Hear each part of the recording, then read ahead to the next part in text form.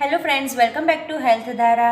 आज मैं आपको टॉन्सिलाइटिस के बारे में बताने वाली हूँ। टॉन्सिल्स हमारी बॉडी में नॉर्मली प्रेजेंट होते हैं, जो कि हमारे दोनों साइड पे दो टॉन्सिल्स होते हैं, ओवल शेप के होते हैं। वो हमें माइक्रो ऑर्गेनिज्म से प्रोटेक्ट करता है। स्पेशली जब हम सांस लेते हैं या तो कुछ खाते हैं, उस टाइम पे हमें उससे बचाता है। लेकिन जब अगर उसमें इन्फेक्शन हो जाता है बिकॉज ऑफ वायरस और बैक्टीरिया, तो उसको टॉन्सिलाइटिस बोलते हैं।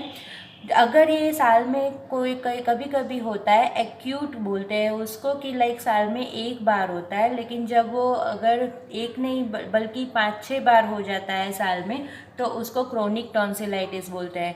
एक्यूट टॉन्सिलाइटिस है वो इजीली ठीक हो जाता है। वायरल टॉन्सिलाइटिस है वो भी अच्छे से 2-3 दिन में ठीक हो जाता है। अगर बैक्टीरियल टॉन्सिलाइटिस है तो उसको एंटीबायोटिक से ट्रीट करना होता है। बैक्टीरियल टॉन्सिलाइटिस है जनरली वो स्ट्रेप्टोकोकस बैक्टीरिया से होता है। कोई भी उसका पैटर्न हो, उसकी वजह से हो रहा है। अगर उसको हम अनट्रीटेड छोड़ देते हैं या कोई दवाई नहीं लेते हैं या तो एंटीबायोटिक्स लेने के बाद आधे से छोड़ देते हैं, तो फ्यूचर में हमें उसकी वजह से हार्ट के कॉम्प्लिकेशन हो सकते हैं, जैसे कि रूमेटिक फीवर हो सकता है। तो हमें ये खास ध्यान रखना है कि अगर हम सोर थ्रोट और टॉन्सिलाइटिस के लिए अगर हम मेडिसिन ले रहे हैं, एंटीबायोटिक्स ले रहे हैं, तो उसका कोर्स हमें कंप्लीट करना है। वायरल होता है वो खुद ही क्योर हो जाता है। उस हम पहचानेंगे कैसे कि हमें टॉन्सिलाइटिस है? तो सबसे पहले सॉर थ्रोट होता है, स्वॉलोइंग करने में बहुत ही ज़्यादा तकलीफ़ होती है, आवाज़ में थोड़ा चेंजेस होता है, फीवर आ जाता है जो कि 103 से ज़्यादा होता है। कुछ खाना आप कुछ खा नहीं सकते, यहाँ तक पानी नहीं पी सकते, सलाइवा को स्वॉलो नहीं कर सकते हो, और अगर कभी कभी बोलना हो उसमें भी आपको तकलीफ़ पड़े, इतनी ज़्यादा सीरियस हो जाता है, तो उसको टॉन्सिलाइटिस बोलते हैं।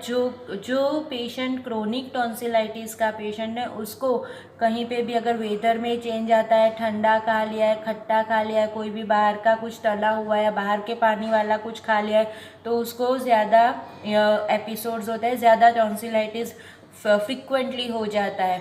ज़्यादा उनको एंटीबायोटिक्स लेने पड़ते हैं, ज़्यादा गार्गल्स करने पड़ते हैं, ज़्यादा हाइजीन मेंटेन करनी पड़ती है, बाहर जाके कुछ खा नहीं सकते, ये सब होता है।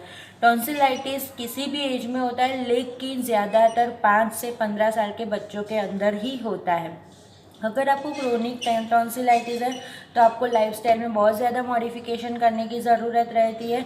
लेकिन अगर इसकी वजह से ज़्यादा एंटीबायोटिक्स की वजह से आपकी बॉडी में ज़्यादा खराबी हो सकती है, इससे बेटर है कि आप उसकी सर्जरी करवाएं, जिसको बोलते हैं टॉन्सिलेक्टॉमी बोलते हैं। जब आपको टॉन्सिलाइटिस का एक्यूट एपिसोड है, तो अगर आप ज़्यादा रेस्ट लेते हो, ज़्यादा हाइड्रेशन मेंटेन करते हो, जैसे कि आप गर्म सूप पी सकते हो, गार्गल्स कर सकते हो, सॉल्ट वाटर का गार्गल कर सकते हो, चाय कॉफ़ी ऐसे जो वार्म ड्रिंक है वो सब आप लो, तो आपको उसमें काफ़ी अच्छा लगेगा।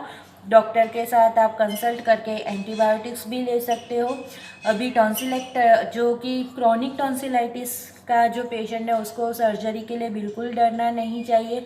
अभी जो एडवांस टेक्नोलॉजी है उसकी वजह से आपको 1 दिन में भी डिस्चार्ज मिल जाता है, ज़्यादा पेनफुल नहीं रहता है। थोड़ा बहुत आपको डाइट फॉलो करना होता है, लेकिन आपको हमेशा से जो प्रॉब्लम होती है उससे आपको छुटकारा मिल सकता है। और अगर आप टॉन्सिलेक्टॉमी करते हो तो आपकी बॉडी में और कोई किसी तरह का फ़र्क नहीं पड़ता है, आपको कोई और तकलीफ़ नहीं होती है। तो ये सारी बातें हुई टॉन्सिलाइटिस और टॉन्सिलेक्टॉमी के बारे में। अगर आपको कुछ और जानना हो तो आप मुझे कमेंट में लिख सकते हो। Thank you.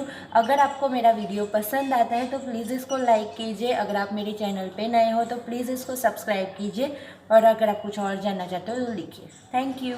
बाय।